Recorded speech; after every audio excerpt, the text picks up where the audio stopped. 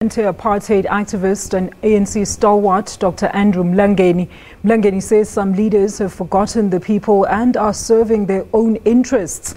The nonagenarian was speaking at the Durban University of Technology last night, where he was conferred an honorary degree for Doctorate of Education.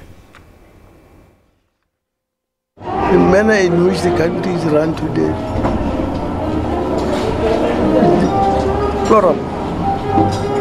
it's heartening. It makes my heart bleed, in short.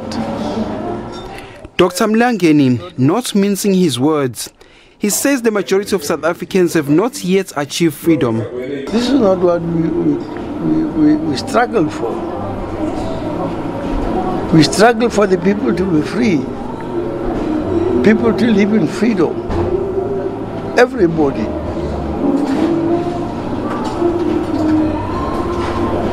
But are people free?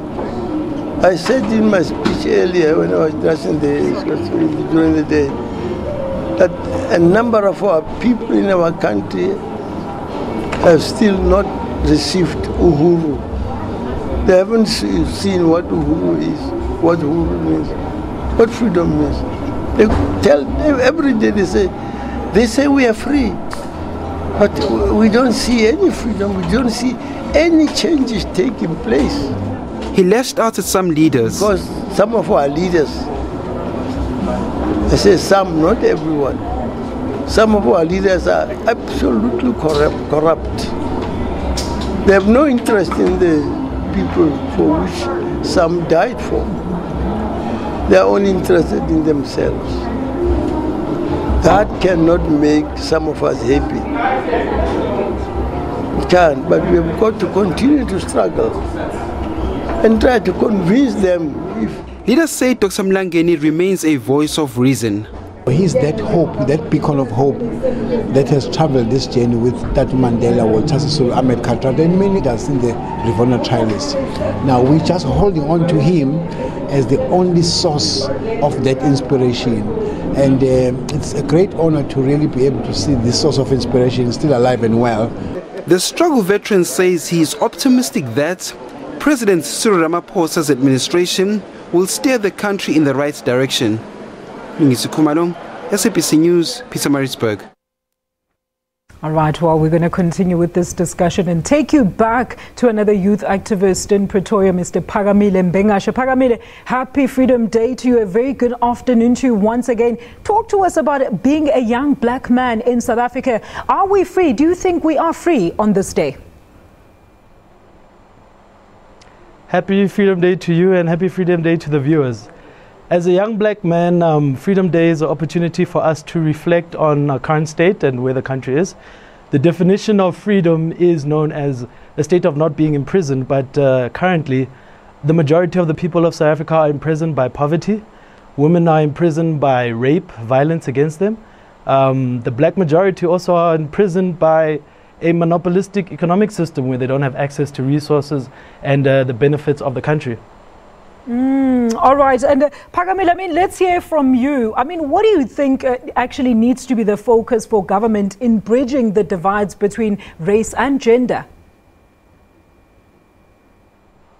Well, I think I was listening to the president's speech, and he's absolutely correct when we talk about a new deal. Yeah. But as a youth activist, I think he needs to include a new deal for the youth. I think we are an afterthought. Even when we look at Parliament and the majority of the MPs there, it's a lot of old people. And one of the biggest threats or risks we have to the country is that we have a group of people which we respect and we thank them for their contribution, but they are defining a future that they might not see. So we need the youth voice to rise. We need young people to take charge of the state and take charge in society and civil society.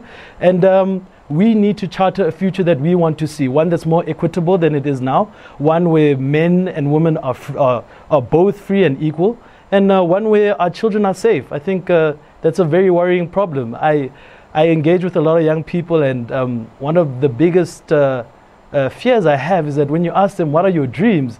It doesn't really go that far. A lot of them want to be Metro Police, a lot of them want to be policemen. And I ask them, why don't you want to be an astronaut? Why don't you want to be the next president? Why don't you want to be owner of an accounting firm?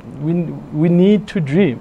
All right, look, let's talk about this now. I mean, we're always hearing this phrase that youth are the future of the nation, but when do they then actually start taking over from the current leadership? I mean, we heard a speech from one of the stalwarts saying that the people that liberated this country are slowly passing. We need to have something tangible by the youth for the future of this country. But how exactly does the youth get in there to take that power to move forward with it? The youth need to come together. The youth need to define the future that they want. More so, we can start with dialogue. But if the old people don't want to listen to us, we need to take what is ours, and that is the future. I think we have seen it with the Fees Must Fall campaign. Young people were brave. They risked their lives in front of the police state, and they got free education. The same now is happening with land. I think the conversation is about to heat up.